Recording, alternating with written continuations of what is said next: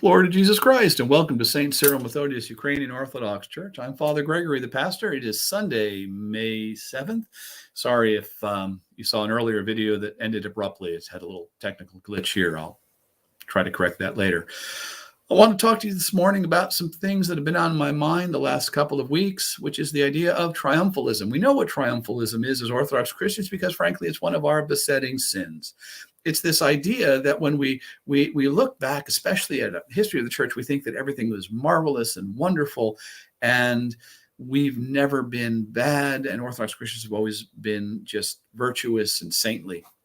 Well, certainly many Orthodox Christians have been virtuous and saintly, but the fact of the matter is that there are bad things that have happened in the life of the church, and ignoring those is not helpful.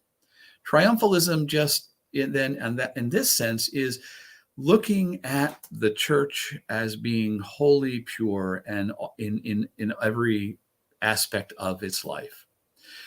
The other kind of triumphalism that we often see, and this is maybe more a characteristically Protestant one than an Orthodox one, is to find some deficit or some problem in the life of the church or in church history, and then make that the lens through which we see everything else.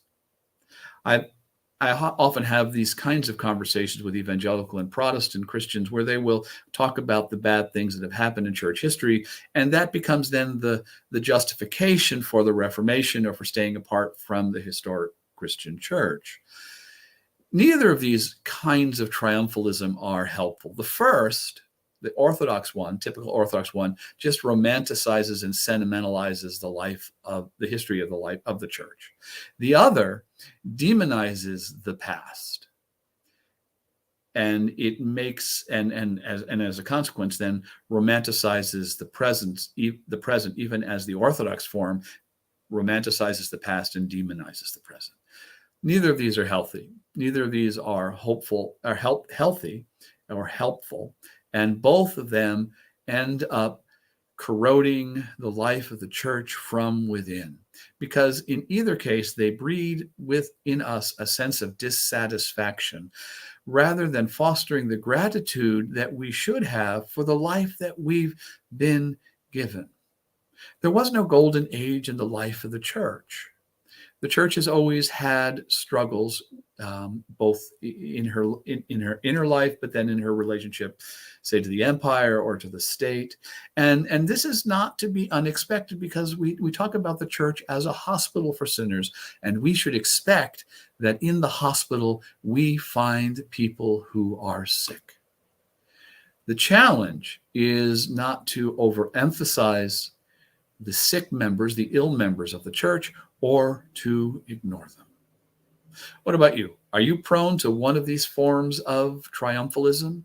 If you are, well, what is it that is so attractive about this way of thinking? What is it that this allows you to maybe overlook in your own life or the life of your own parish or of your own denomination? Well, it is coming up on 9:15, and Father Christopher is serving this morning, and I'm just going to be there just in residence and presiding, not presiding as the bishop, but just sort of be there in the altar with him. But I have to go get ready for that. But anyway, I wanted to actually think about that. And I forgot to say it at the beginning. So Christ is risen. Indeed, he is risen. Christos voskres, voisinos voskres.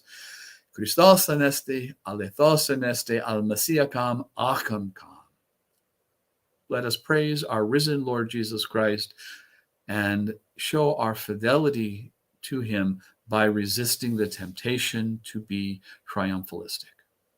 If you're here in Madison this morning, I'd invite you to come to liturgy at St. Cyril Methodius at 1020 Regent Street. Liturgy starts at 9:30. Like I said, Father Christopher is going to be the celebrant this morning. If you are not in Madison, if you live in some other part of the country where there's an Orthodox church and you're not an Orthodox Christian, hey, go check us out. See what we're about. If you are an Orthodox Christian, get to church. You've still got time, okay? All right. God bless everyone, and Christ is risen. Bye-bye.